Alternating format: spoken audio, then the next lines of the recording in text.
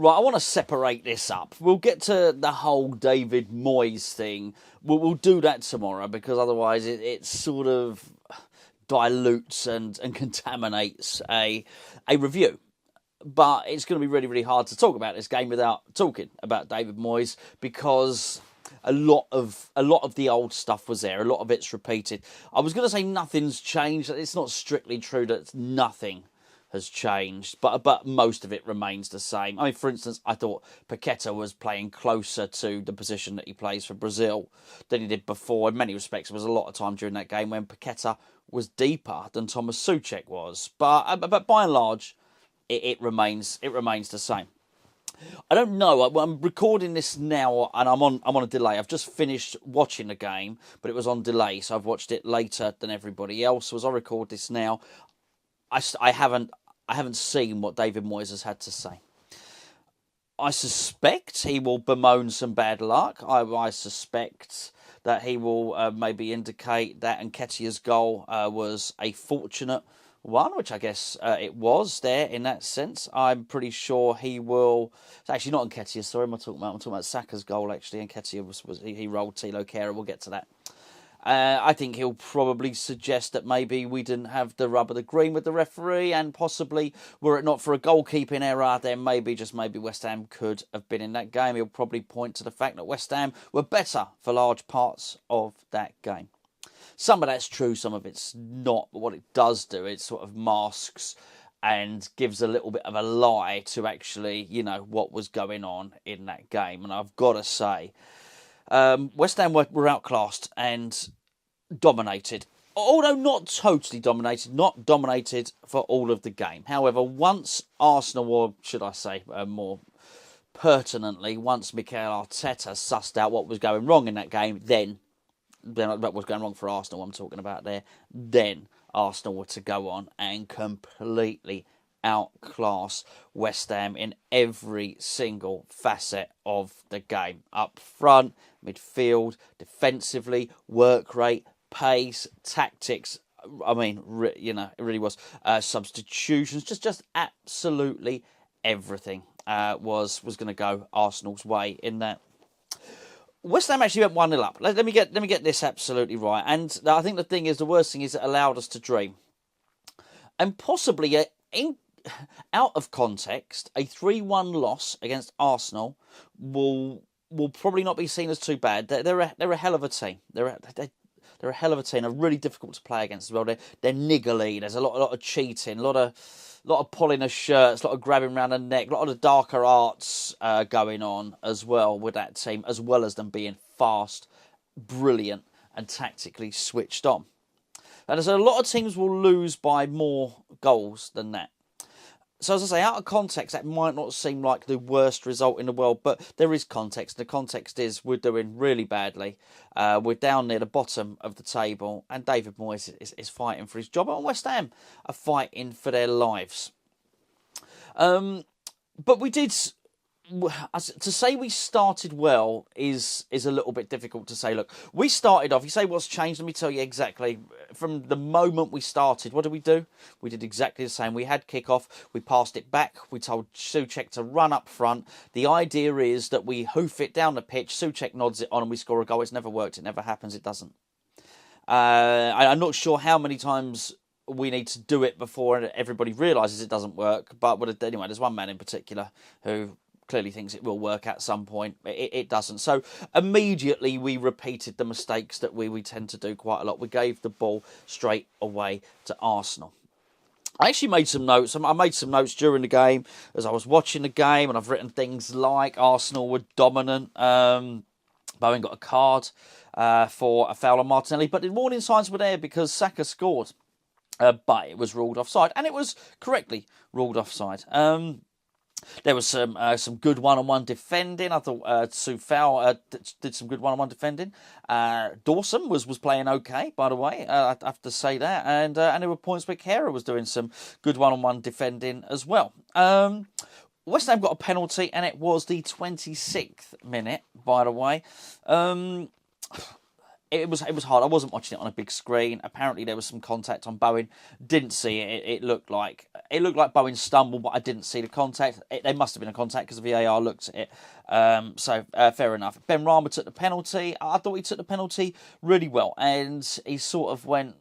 Well, he did. I thought he struck it quite firmly, and he went for the middle of the goal. Benrahma had a shot before that, by the way, but it was the shot that Benrahma does, which is he tries to curl it high and to the top right as you're looking at the goal, high and to the top right. You know the shot that Benrahma does. It was very predictable. It was very telegraphed, and Ramsdale just sort of caught it comfortably. Now we were 1-0 up. It felt like Antonio was joining the battle, but Arsenal were attacking. And Fabianski was doing quite well under the high ball, it has to be said. So not all was bad, far from it, far from it.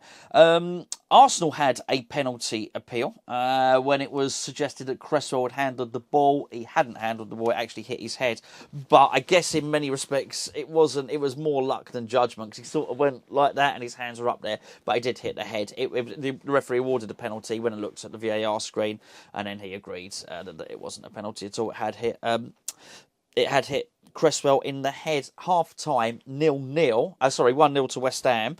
Luckily enough, then it just all started to unravel, because clearly, Mikel Arteta had made some tweaks. However, we did have a good chance very early on in the first half, and it was actually, to be fair to him, it was Souček who was going to go on to get substituted and play progressively worse as the second half went on. Did play a good through ball through to Antonio. Antonio sort of held off his man relatively well, but the defender, I think it was Gabriel at this point, putting good pressure on him. He got his shot off, which was good, but it was... You'd have liked him to have done better. It was a bit at Cresswell. It was quite high. It was a comfortable catch in the end. It's not Cresswell, for Ramsdale, should I say. Quite a comfortable catch, and look, if he'd have scored that, it would have been 2-0. Maybe things would have worked out different. I wouldn't be surprised if David Moyes had said as much in his press conference. It's not the point, up to that point in the game, it's not that bothered me. It's what happened afterwards, which was the real problem. And when we didn't have to wait long at all. What happened was, the goal that made it 1-1 was a bit of a fluke. Odegaard, who was really good in this game, had a shot which... it was a scuffed shot. And it sort of accidentally trickled through to Saka, who reacted really well, because he couldn't have been expecting it, let's be fair. Everybody, including the West Ham team, expected it to be a shot. He scuffed it, whatever, kicked a bit of the turf. It trickled through. Saka reacted quickly, and Saka finished really well. And that was 1-0. It was a fluky goal, but you couldn't say at that point that necessarily Arsenal probably did deserve it, being 1-0. But Arsenal weren't loads better by that point, but they were to go on to become loads better. They completely dominated us. On the 59th minute, at least I think it was the 59th minute, Martinelli scored. 3 errors in this, by the way, 3 errors in this goal. Number one, Declan Rice was out-jumped by Saka. The ball got sort of played out wide. Soufal was unable to cut out the ball or get close enough to Martinelli. And because he didn't get close enough to him, he didn't force Martinelli to either track back or to cross. And I think that Fabianski was expecting the cross. The cross didn't come. He had a shot, and Fabianski let the ball in at his near post. Really bad goalkeeper mistake. That was on 59 minutes. Very quickly, it had gone from being 1-0 West Ham, and as I say, this Antonio shot where we maybe could have gone 2-0 up, to it being 2-1 Arsenal. So at that point, it's bad. Changes needed right then. They didn't happen. Waited a couple of minutes. I thought, okay. And I actually wrote down in my notes here, Moyes needs to switch something now. You could see what was going on. And when I say you could see what was going on, Arsenal were just pressing. And this is the point where it became really embarrassing. So 59 minutes onwards, they had an answer for everything. They were able to press us and dictate when we gave them the ball. They were just... It was, honestly, use whatever analogy you want. But it was like candy from a baby.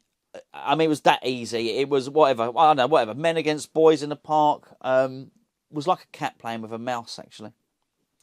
In fact, that's the best one of the lot. If you've ever seen it, ain't a pretty sight. You know, it's the one where the cat just paws at the mouse. It's got the mouse wounded. It won't just kill it off. It's just going to sort of have its. But the cat is in full control at this point. David Moyes needed to do something, and we waited and we waited and we waited. And I'll get to all this stuff tomorrow when I will discuss David Moyes tomorrow, and I will preempt you. I am not happy, which is another good reason not to do this video. The video on Moyes right now, to do this match review here. We were just too slow to complete. We were not tactically switched on. Almost every facet of the game. So I just keep glancing at my notes, seeing if there's anything I missed. I've done to get the timing. In the end, this is the thing. They scored another goal on 68 minutes. All right, now, the changes should have happened on 59. At worst, 61. We were getting overrun. 68 minutes, he scored another goal. And Ketia, I mean, it's an embarrassing goal. The way he rolled Thilo Kehrer. I mean, I've been saying for a little bit of time now that I didn't want to see Thilo Kehrer play at right back anymore, and he was much better at centre back. My goodness, he looked terrible there. Not all game, but at this point, to be rolled like that.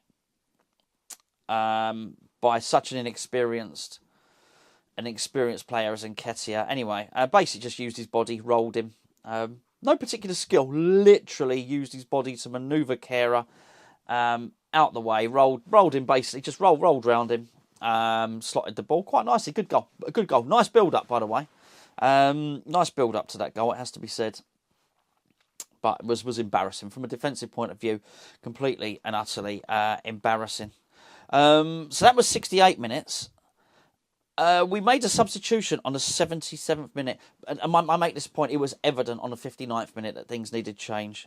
77th minute, he makes a change, and he swaps Souček for Fornals. At this point, Souček is just passing him the ball all the time. Souček didn't do everything wrong in this game, by the way. I'm just saying. But it was clearly evident that he should have gone off long before this. What can I say? At best, it was 16 minutes too late. I mean, but realistically, it was a lot more than that. 86th minute, he brought Mubama on for Antonio, which was really nice, but was frustrating. I was just thinking, you know what? We've lost anyway. We're absolutely crap. Someone give him the ball. You know, there were times when we could have actually crossed it in, and this wasn't cool. Having watched Aston Villa, I know Aston Villa lost, and I think Aston Villa may even lost by the same scoreline, but my word, they had a go. And they kept on getting in wide positions, they were crossing it over, we just couldn't cross. I don't know, wouldn't or couldn't, don't care which one it is, quite frankly. So just give the boy a chance, you know, he's on there, just give him a chance, cross the ball over to him. Anyway, we didn't. That was that really, that was that. It finished 3-1 to Arsenal. It was an embarrassing thing to behold at the end of it. But there were some good aspects to it. I thought there were times when Benrahma looked okay. That being said, I wouldn't be surprised. Benrahma tried to step over in our own 18-yard box and gave the ball straight to Arsenal. That stuff like that is just gonna infuriate Moyes, and I'm infuriated with Benrahma for doing it because I want Benrahma to be in the team. And if I had the chance to sit down with Benrahma, I could tell him a number of things that he must not do in front of Moyes, because Moyes is looking for excuses to take him out of the team. And doing a step over when you're defending in your own box is not. That stuff is gonna make him enraged, and I want Benrahma to play. So it annoys me when I see him doing silly things like that. By and large, he was one of the few threats we had. I thought in the first half, actually, Bowen got more or less the better of Tierney. That was good. That was a positive. I thought in the first half, Rice was decent. I really do. Only in the first half, though. Was good enough to see Paqueta playing back in his favourite position, but again, he looks like a different player. The guy you see for Brazil is a different player from the guy you see for West Ham, and I'm not going to blame Paqueta for that. Absolutely not. It was Antonio, as I said, seemed a little bit up for the battle more than others. More than I have seen from him. Dawson looked better than he has done in recent games, by and large. I think there were a lot of mistakes in that game. We're not going to pin too many of them on him. Actually, some decent passing from Dawson as well. And aside from the mistake for the goal, I actually thought Fabianski kept goal relatively well. I really did. But that was humbling. That was humbling. And the reason it was humbling was the nature of the way they toyed with us at the end. They absolutely toyed with us. And they had their wicked way. They did what they wanted. And Arteta is not an easy guy to. If you're being beaten by Arsenal, Arteta is not an easy guy to watch on the sidelines. I've got to say, ever since he dragged that player on that was injured, who was off the pitch, dragged him onto the pitch, it was, as I say, the most blatant cheating I've ever seen from a manager. I've been really aware that Arteta is totally and utterly ruthless, and his team are ruthless as well. And it's hard to watch. Honestly, it almost looked like bullying, that game. There's one thing to be outplayed by a team. But we were out-muscled as well. We were outrun, out-muscled, out-fought. Just so much of it, really. In every facet of the game of football, Arsenal were better than us. And that's why they may well have a chance of winning that Premier League. They got a real nasty streak to them. And I think you probably need it if you're going to win that Premier League. And when I saw them being nasty and even just bullying us, and when it was sort of, there was one point where I can't even remember, it was one of our players was on the floor, and we were trying to protect. I think it might have been Benrahma, actually. We were trying to protect the ball so they couldn't take a free kick. They literally lifted him up. One of them had the leg, one of them had the torso. The Arsenal players literally lifted him up and dumped him down. I mean, we were bullied. We were completely and utterly bullied. And at that point, I was crying out for a Roy Keane. I really was. Somebody that would just go in there. Basically, somebody needed to do something even if it just take a card, do something. Do something a little bit rough, just to say, we're not pushovers here. To be fair, Soufal did it earlier on, and I was really pleased to see that. We needed a little bit more bite, a little bit more battle. They just had more in the end. They were battling more and biting more, and we didn't have any answer to the battle, the bite, the skill, the pace, the tactics, any of it really. Might be better for Brentford. But there's no new tactics. There's none. They don't exist. That's not what's happened on the training pitch. So I'll deal with that tomorrow about David Moyes anyway, and we've got plenty of time to talk about Brentford. But if you were looking at that and you were looking for hope and to see what David Moyes might have been working on, there's not going to be an awful lot there for you to take any consolation from, if you know what I mean. Anyway, there you go. Sorry, bit of a miserable review. What can I do? We got an absolute tonking. I thought it was lucky. We were lucky it was 3-1 in the end. Quite frankly, I'm sure there are perhaps a few more positives. The way we were in the game for the first half was good. That was admirable. But the trouble is when the opposition manager flicks a switch, which is what he did in the second half, Arteta.